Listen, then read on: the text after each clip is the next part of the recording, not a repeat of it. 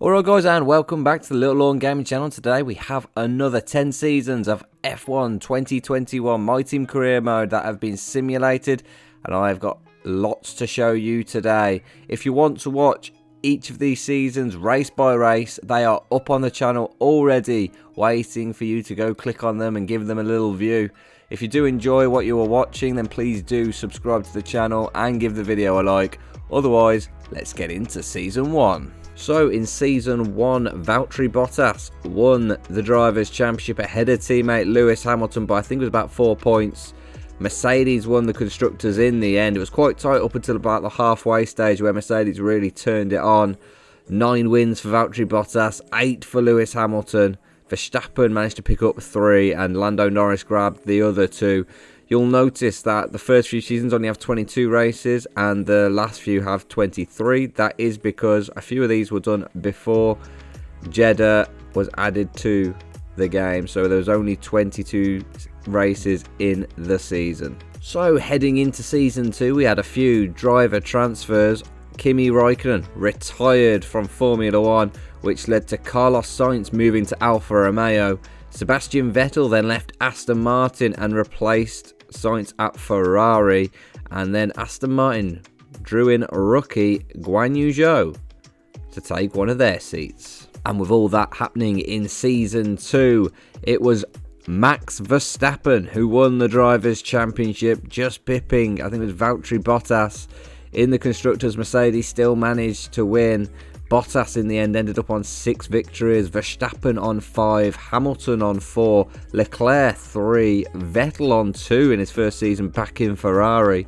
Ricciardo and Norris both got 1 apiece. Fantastic for them in the McLaren. All in all, as you see, this season very tight, a lot more cars winning races. Definitely one of the seasons with more race victors, shall we say. It does start to spread out a little bit in terms of the quality of the car from now on. And in Season 3, there were no driver changes. However, Ferrari managed to deliver a massive car as they won the Constructors' Championship and Charles Leclerc won the Drivers' Championship.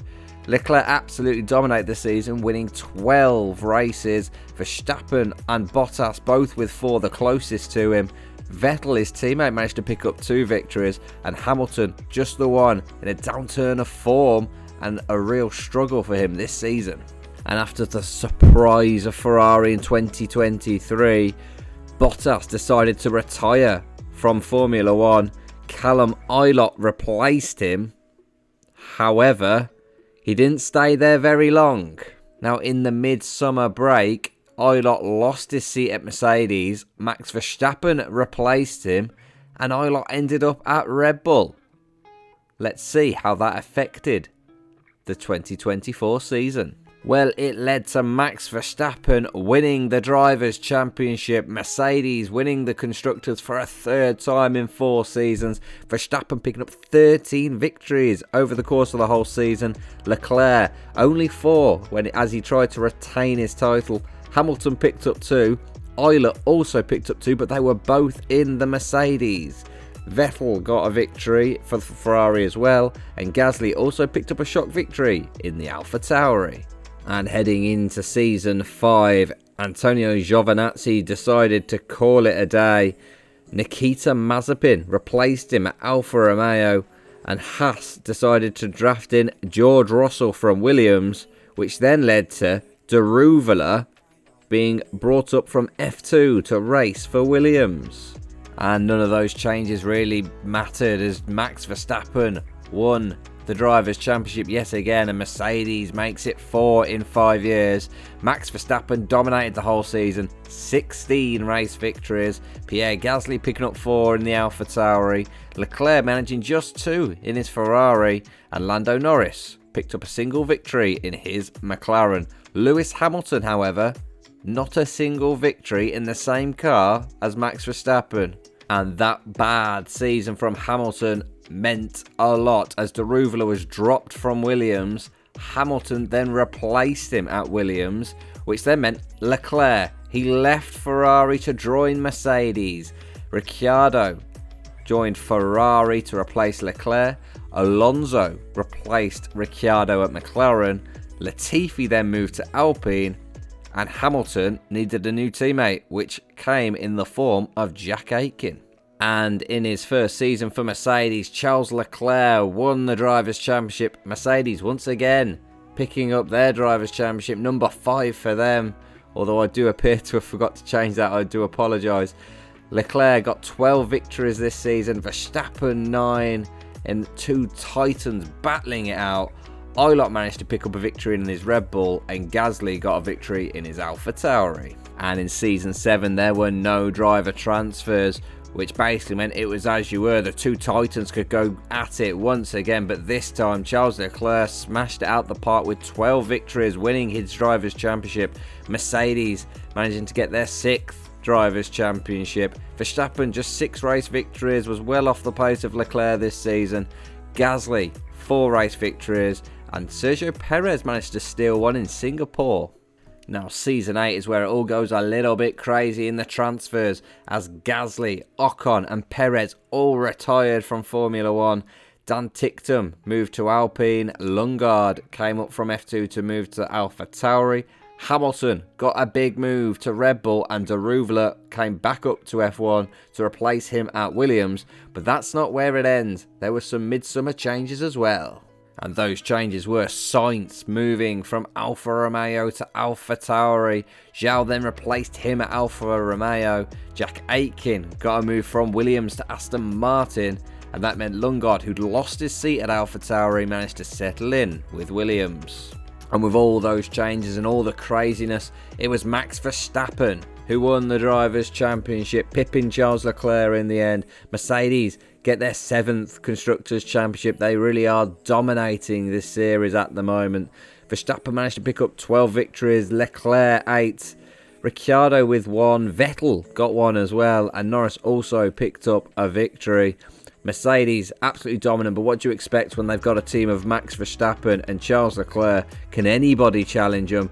Personally, at this point, it doesn't look like it. They're just streets ahead of everybody else. And for Season 9, there were a few driver transfers. The big one, George Russell to Red Bull.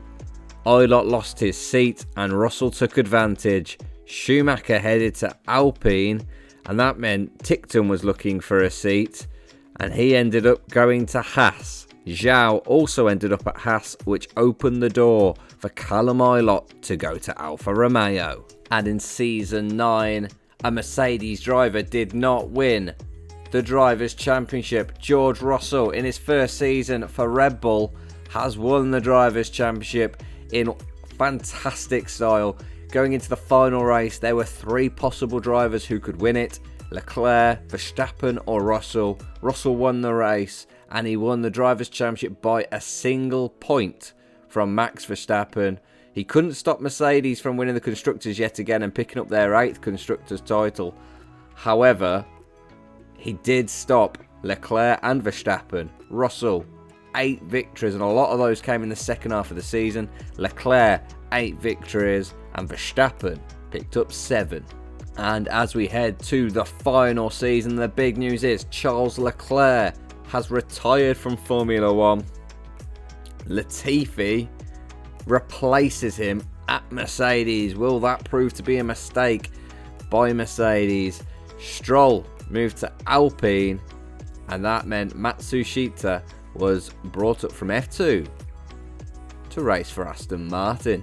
And in Season 10, it happened.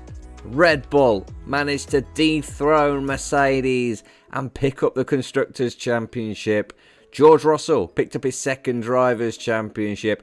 Only 2 drivers actually won races this season. Russell picked up 16 victories. Verstappen picked up 7. And for most of the season, it looked like Mercedes were going to make it number 9 in the Constructors. But in the second half of the season, Lewis Hamilton picked up his form, managed to get a few podiums, and Latifi essentially cost Mercedes the Constructors' Championship.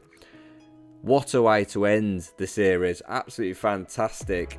Season 10, they finally lose their control over Formula 1, and Red Bull deliver the car. All in all, Max Verstappen's probably the driver of the series with 82 race victories. Charles Leclerc with 61, the closest driver to him. And then you have to go all the way back down to George Russell, who only won his first race in Season 9, who's got 24 race victories. But other than that, if you have enjoyed this video, then please do drop it a like, give us a subscribe, and I'll catch you guys later.